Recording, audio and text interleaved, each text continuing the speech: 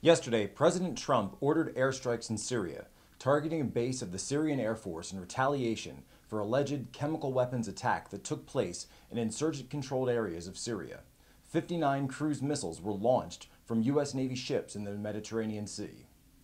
Many big Donald Trump supporters have criticized the president after this decision. Nigel Farage, Milo Yiannopoulos, Mike Cernovich, Roger Stone, Paul Joseph Watson, Ann Coulter, Stefan Molyneux, Lauren Southern, Laura Ingraham, and Baked Alaska are among the Trump supporters who have been disappointed by the attacks. Mike Cernovich took to Periscope, YouTube, and all his social media outlets yesterday and conducted a 12-hour-long live stream calling for #NoMoreWars.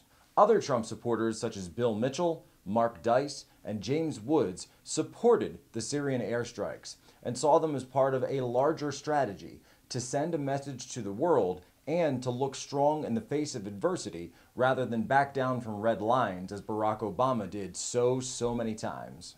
A snap poll I ran on my own Twitter has received about 20,000 votes as of now and has been running just about neck and neck between support for the strikes and not, with a slight advantage to not supporting. At one point it was about 10 points towards no, now it's about 4 points towards no. Now many in the Never Trump universe are celebrating this and they're calling it the frog breakup. You can find that on the Reagan Battalion account. Still others bring up Donald Trump's own 2013 tweets regarding intervention in Syria. Then Trump stated we should stay the hell out of Syria. The rebels are just as bad as the current regime, and what will we get for our lives and billions? Zero. Another tweet he said, again to our very foolish leader, do not attack Syria. If you do, many bad things will happen, and from that fight, the U.S. gets nothing. Now, hours before the attacks, Hillary Clinton actually urged Donald Trump to make these strikes on Syrian air bases. In fact, many times during the 2016 campaign, Trump criticized Hillary Clinton's foreign policy plans, specifically stating that her policy to conduct strikes in Syria would lead to World War III by drawing Russia into conflict with the United States. Now she wants to start a shooting war in Syria, in conflict with a nuclear-armed Russia that could very well lead to World War III. So while the CIA claims the recent chemical weapons attacks were carried out by the Syrian government under Bashar al-Assad, many independent media sources are calling for a wider investigation into the attacks, and even Marine Le Pen has been critical of the rush to conflict based on weapons of mass destruction reports from the battlefield. While there are lots of heated feelings about the Syria strikes, I'm going to continue to provide my journalism and analysis based on, I always have, not on feelings, but on facts. So, in my personal assessment, Russia is not going to escalate war with the United States over these Syria strikes.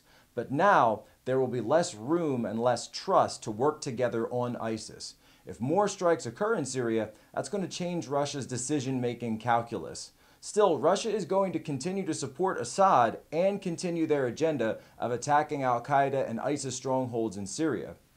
At home, however, Trump will face some political fallout rather than diplomatic over his base. He expended a lot of political capital here, and he had to know that his 2013 tweets would come up, and the fact that he was essentially breaking a campaign pledge and carrying out what Hillary suggested would be very contentious with his own base. At the same time, neoconservatives and people on the left are very much going to support this.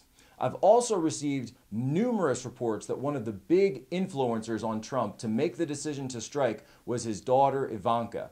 This comes after recent developments that I covered that Ivanka and Jared Kushner have been working to push people like Steve Bannon out of the administration, and we're hearing possibly Reince Priebus to fire him as well. So stay tuned. We're going to follow this. We're going to follow all further developments as the story continues to unfold. You can keep up with that story by clicking like on this video and click subscribe to Rebel Media.